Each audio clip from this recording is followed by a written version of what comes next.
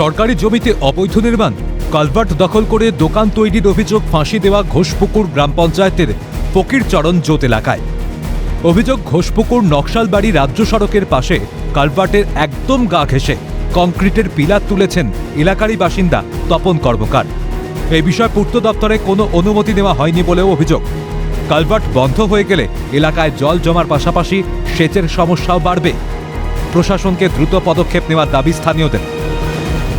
এটা কালভার্টের মুখটুক যদি বন্ধ করা থাকে বা জল যাওয়ার রাস্তা না পায়, তাহলে এবারে বাড়ি ঘরের মধ্যে জল ঢুকে যাবে।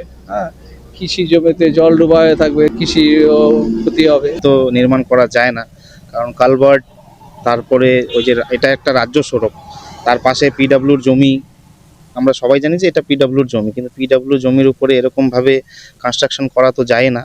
প্লাস কালভার্টের সাথে এই জায়গাটা পুরো লাগোয়া, এটা তো একদমই ইল্লিগাল কাজ, এটা বন্ধ করা হোক।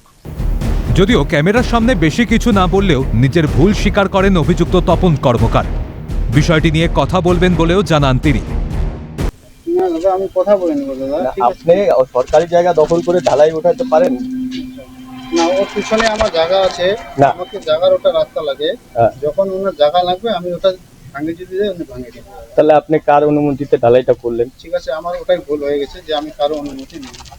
পুরো ঘটনা সরেজমিনে তদন্ত করে দেখার আশ্বাস দেন ঘোষপুকুর গ্রাম পঞ্চায়েতের প্রধান। যদি এরকম কিছু থাকে আমি নিশ্চয়ই ইনকোয়ারি করে মেম্বারকে বলবো ওই সাইটটা ভিজিট করে আমাকে রিপোর্ট দিক। আর যদি এরকম ইলিগাল আছে তাহলে আমরা প্রশাসনকে বলে ওটা ইমিডিয়েট ভাঙার চেষ্টা, ভাঙতে বলবো। ওটা অভিযুক্ত তপন কর্মকার তৃণমূল ঘনিষ্ঠ বলে দাবি স্থানীয় বিজেপি নেতার। তৃণমূল কর্মীরা, তৃণমূলের যারা কেডার, তারা কোনো কিছু মানছে না।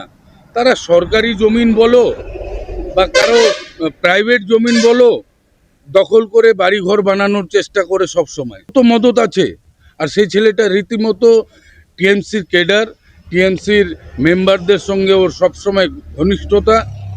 আর আমার যতদূর ধারণা, তাকে টিএমসির লিডাররাই তাকে সাহায্য করছে। সরকারি জমি দখল নিয়ে নবান্ন থেকে কড়া হুঁশিয়ারি দিয়েছিলেন মুখ্যমন্ত্রী মমতা বন্দ্যোপাধ্যায়।